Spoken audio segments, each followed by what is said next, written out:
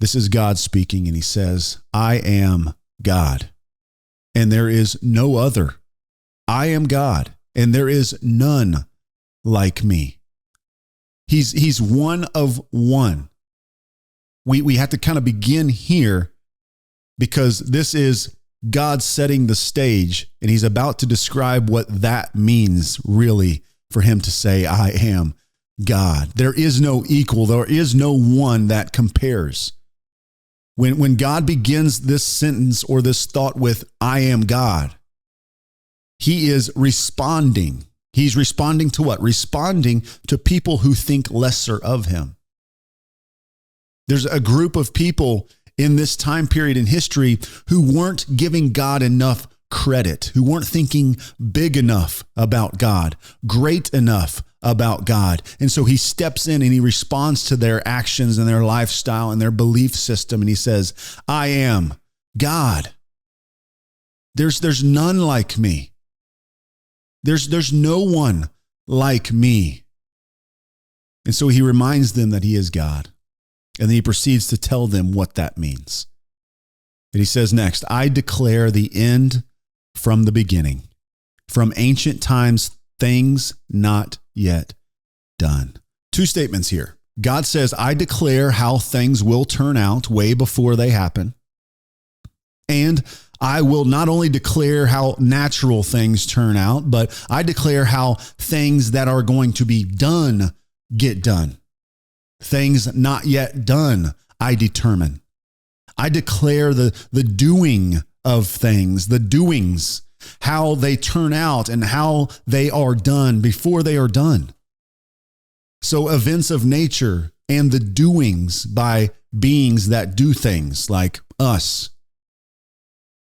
This is what it means for me to be God, is what he's saying. I'm going to open it up a little bit for you and define what I mean when I say I am God and there is none like me. First of all, I mean that I know everything and I declare what is going to happen before it happens.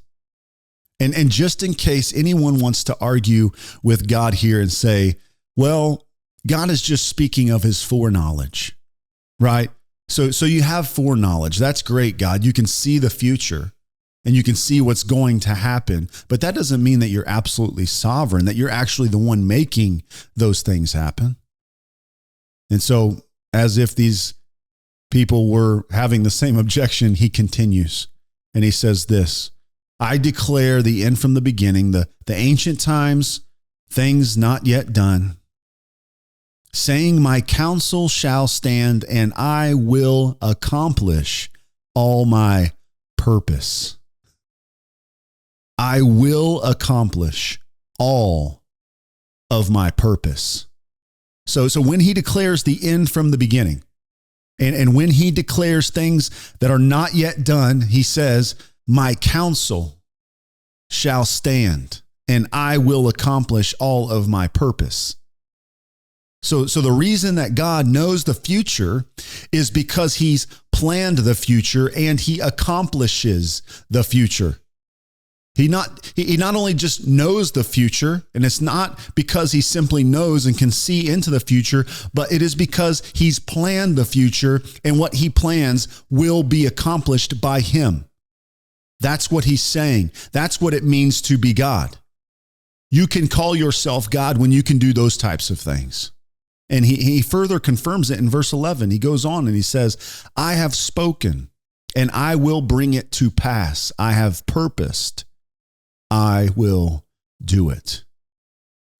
So the reason he makes predictions is because he controls the future.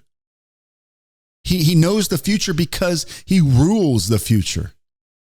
He's not a fortune teller. He's not looking into a crystal ball or laying out the tarot cards and just trying to figure out best he can what the future has to hold. He doesn't just look into the future to see what happens. He makes it happen. He knows the future because he accomplishes the future.